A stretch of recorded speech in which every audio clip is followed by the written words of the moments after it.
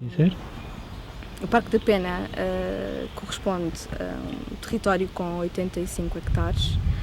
no topo da Serra de Sintra. Trata-se de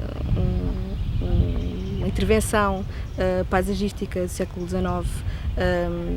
da autoria do rei Dom Fernando, ou por outro lado, uma encomenda do rei Dom Fernando, mas que tem o seu cunho pessoal. Não conhecemos um arquiteto ou um jardineiro-chefe no parque, nem alguém que tenha sido responsável pelo desenho da estrutura que aqui visitamos hoje em dia, e portanto consideramos que o próprio Dom Fernando e as suas duas mulheres, numa primeira fase a Dona Maria II e numa segunda fase a Condessa Dedla, foram os autores e os mentores de todas as equipas de construção do parque. Trata-se de um local com um estilo claramente romântico, onde se reúne uma coleção de plantas com mais de 3.000 espécies diferentes, entre árvores, palmeiras, herbáceas, arbustos, fetos, que são reunidos neste território durante o século XIX e são trazidos de todos os cantos do mundo, através de encomendas feitas pelo Dom Fernando, muitas vezes em conjunto com outros proprietários de outras quintas históricas aqui em Sintra. E, portanto, temos aqui um valor patrimonial do ponto de vista botânico extraordinário. É um exemplo de intervenção em arquitetura paisagista fundamental na Europa e, claro, que em território nacional, obviamente. O rei Dom Fernando II, de origem germânica, chegou a Portugal em 1834 para casar com a rainha portuguesa Dona Maria II e encontrou em Sintra o local ideal para construir um jardim paisagista de estilo romântico que o fizesse sentir em casa, com uma paisagem muito próxima da paisagem que encontramos na Alemanha. E, portanto, encontrou o sítio ideal, com condições do ponto de vista climatérico e também as características do solo e a presença de água, que justificaram a construção de um jardim da dimensão que aqui temos. Dom Fernando iniciou a intervenção na área mais próxima do palácio, com o objetivo de o enquadrar corretamente, e foi expandindo a intervenção ao longo das décadas de vida e, portanto, aquilo que nós podemos visitar hoje corresponde ao resultado do projeto de uma vida inteira do rei Dom Fernando II. Após a sua morte, a família real portuguesa continuou a utilizar este espaço para veraneio e tanto o rei Dom Carlos como a rainha Dona Amélia de Orleans foram sempre muito ligados à Serra de Sintra, gostavam de passar largas temporadas de veraneio aqui no Palácio da Pena e no Parque da Pena, e portanto a rainha Dona Amélia é responsável pela alteração deste espaço onde nos encontramos, que é considerado o Jardim Rainha Dona Amélia, onde uma área que correspondia originalmente a hortas e pomares da época dos frades que ocupavam e que viviam no convento de Nossa Senhora da Pena, transformou esta área de serviço numa área importante, numa nova entrada principal no parque, com um jardim de bucho, com um jardim de traçado francês, com um gosto muito diferente do estilo romântico aplicado pelo rei Dom Fernando. Após a morte do Dom Fernando II, o parque manteve-se sob gestão da família real até à implantação da República, e logo após a implantação da República ocorreu uma divisão da gestão deste espaço, sendo o palácio gerido pelos monumentos nacionais e o parque gerido pelos serviços florestais ou matas nacionais, como se designavam na época. Estas matas nacionais foram responsáveis pela manutenção do espaço e também um bocadinho a mudança de atitude relativamente à manutenção do espaço e à intervenção. Tendo sido introduzidas muitas espécies no sentido de estudar a viabilidade de algumas das espécies do ponto de vista da exploração económica e do ponto de vista do seu interesse florestal. É por isso que durante a primeira metade do século XX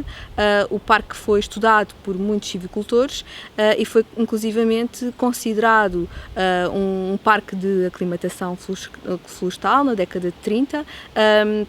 E, portanto, serviu de local de estudo para muitos regentes florestais que foram responsáveis pela manutenção e proteção das florestas em Portugal. Deste trabalho e destes intensos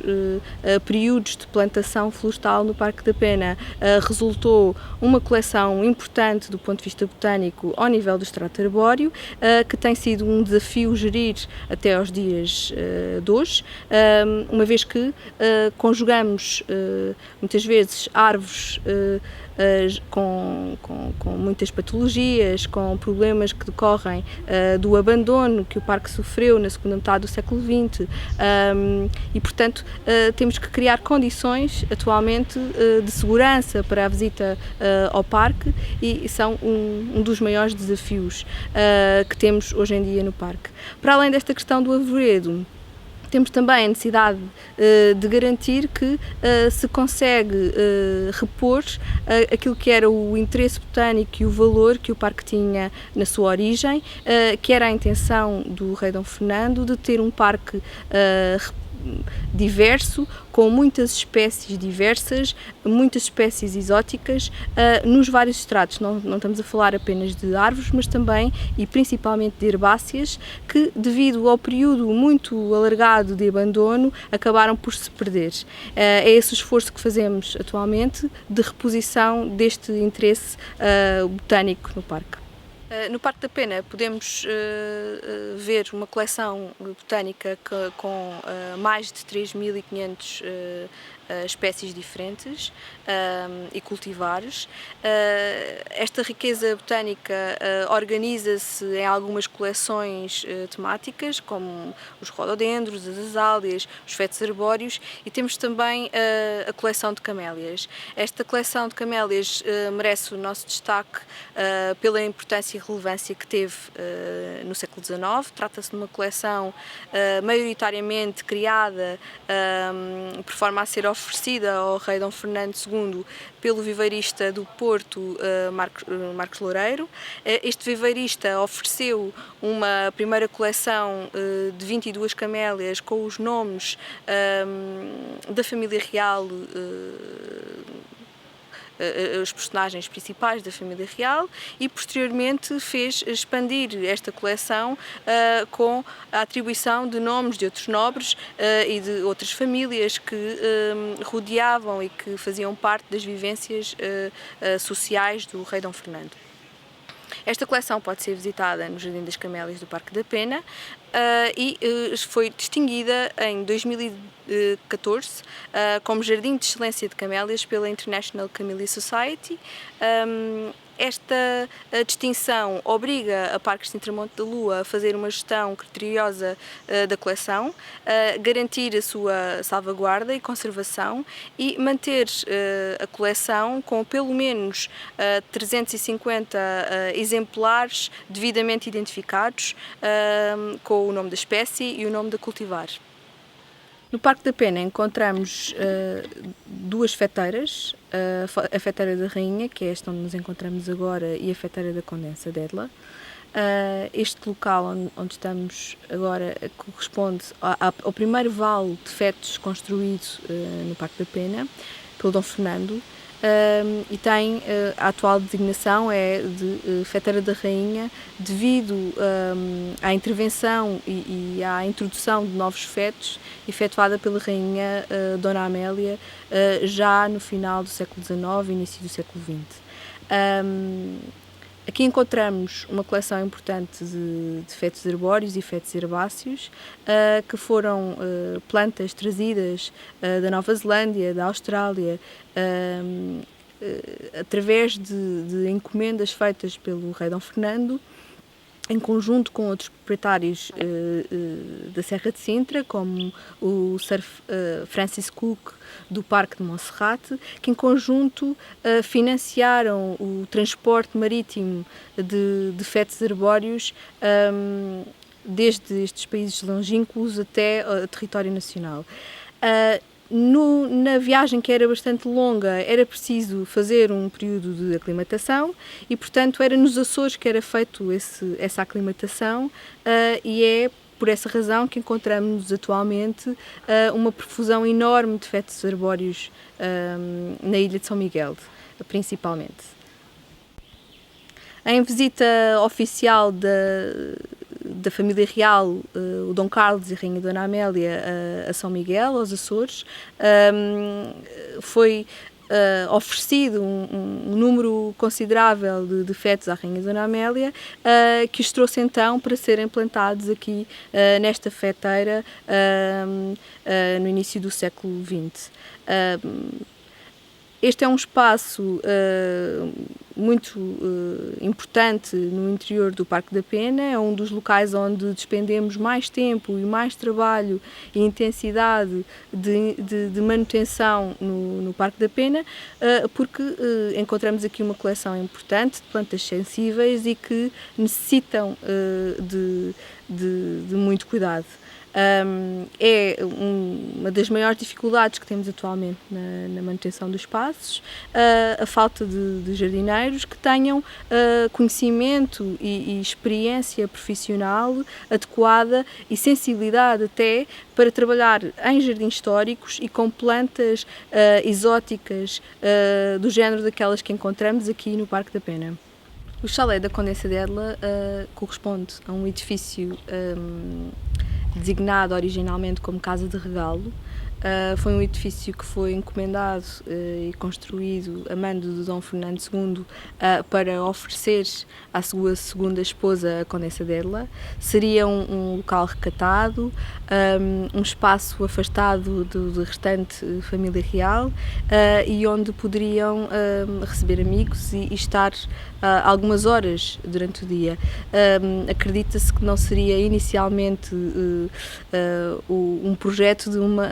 uma casa onde permaneceriam por longos períodos, mas sim um local onde fariam piqueniques e onde estariam algumas horas. No entanto, face à evolução da relação pessoal entre o rei Dom Luís e o seu pai, o rei Dom Fernando, este casal passou a precisar de estar mais afastado da restante família real e ter o seu espaço de veraneio aqui no chalé. E então o chalé foi convertido e sofreu algumas alterações para passar a ter todas as condições necessárias para que pudessem aqui pernoitar. Nessa fase foram construídas instalações sanitárias e foi mobiliado o chalé por forma a permitir este tipo de utilização. Paralelamente foi construído um jardim envolvente com uma coleção novamente de plantas exóticas oriundas de todo o mundo. É particularmente interessante a introdução de espécies arbóreas provenientes da América do Norte e América do Sul, nomeadamente devido à relação que existia entre a família que ainda vivia em Boston,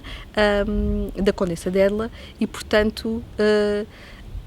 teria relações familiares e amigos que lhe enviavam plantas e sementes oriundas da América do Norte. É também interessante ver aqui no jardim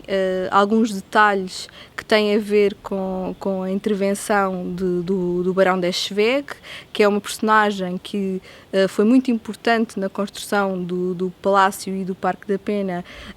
porque foi uma pessoa extraordinária, com conhecimento muito alargado e em várias áreas. Apesar de ser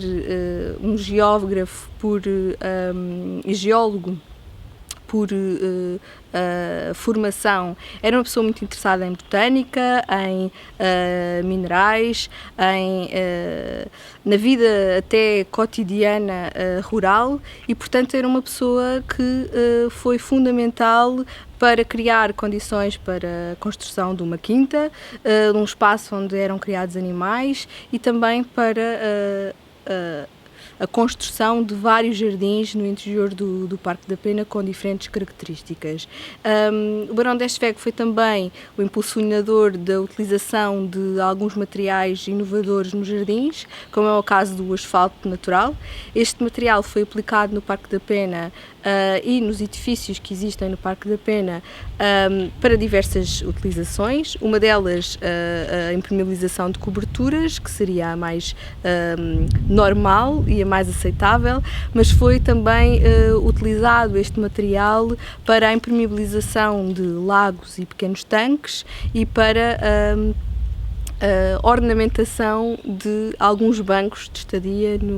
no jardim. E este material é completamente inusitado e até difícil hoje em dia para nós compreendermos a sua utilização num espaço como aquele que temos aqui. Atualmente, este material ainda continua a ter estas funções e existir no parque, e existem vários exemplos de linhas de água, de tanques e de sistemas de condução de água impermeabilizados com este material. O Parque da Pena, na segunda metade do século XX, esteve no final da segunda metade do século XX abandonado ou com muito pouca manutenção, e esse estado de abandono resultou em alguns atos de vandalismo ou utilização pouco adequada de alguns dos edifícios. Esse foi o caso do Chalé da Condensa. Em 1992 sofreu um incêndio, e esse incêndio fez com que ficasse praticamente totalmente destruído, e foi preciso fazer um processo de investigação e de estudo aprofundado do chalé para o poder reconstruir. E aquilo que é possível visitar hoje é um edifício reconstruído com todos os detalhes e todos os apontamentos que existiam originalmente reconstituídos, quer no interior como no exterior. Todos os materiais foram repostos de acordo com as técnicas tradicionais originais utilizadas, quer no edifício como nos exteriores, nos jardins. A investigação histórica que foi feita foi fundamental para a definição de um projeto de restauro do jardim que aqui encontramos. Iniciámos o processo de recuperação do jardim através da recuperação do sistema de águas original, colocando a recuperação do Jardim da Condensa ocorreu paralelamente ao restauro e reabilitação do edifício. Foi um projeto que se iniciou através de uma investigação histórica e através da recuperação do sistema de águas numa primeira fase, a recuperação do sistema de águas, da condução, da presença da água no jardim foi fundamental, e é fundamental no contexto do Parque da Pena, tal como é importante em todas as outras propriedades históricas que existem na Serra de Sintra, porque estamos num território muito rico em água e é a presença da água que motiva a presença de jardins e